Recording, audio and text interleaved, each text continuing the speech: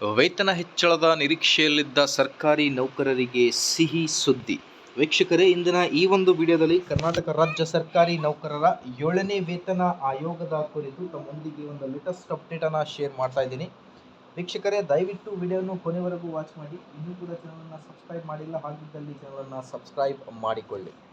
ರಾಜ್ಯ ಸರ್ಕಾರಿ ನೌಕರರಿಗೆ ಸಿಹಿ ಸುದ್ದಿಯೊಂದು ಸಿಕ್ಕಿದ್ದು, ಚುನಾವಣಾ ನೀತಿ ಸಂಹಿತೆ ಅಂತಿಮಗೊಂಡಿರುವುದರಿಂದ 7ನೇ ರಾಜ್ಯ ವೇತನ ಆಯೋಗದ ಶಿಫಾರಸ್ಸಿನಂತೆ ವೇತನ ಭತ್ಯೆ ಮತ್ತು ಸೌಲಭ್ಯಗಳನ್ನು ಪರಿಷ್ಕರಿಸಲಾಗುವುದು. ಶೇಕಡ 8ರಿಂದ 8.5ರಷ್ಟು ವೇತನ ಹೆಚ್ಚಳ ನಿರೀಕ್ಷಿಸಲಾಗಿದ್ದು, ಒಟ್ಟು ಮೂಲ ವೇತನದ ಶೇಕಡ 25ರಿಂದ 25% ವೇತನ ಹೆಚ್ಚಳ ಪ್ರಸ್ತಾವನೆ ಸಿದ್ಧವಾಗಿದೆ ಎನ್ನಲಾಗಿದೆ.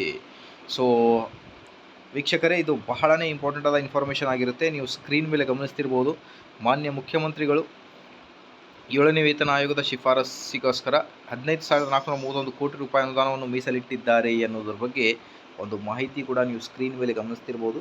ಸೊ ಇದೇ ಥರ ಎಲ್ಲ ಲೇಟೆಸ್ಟ್ ಅಪ್ಡೇಟ್ಗೋಸ್ಕರ like, share and subscribe to my channel. Thank you.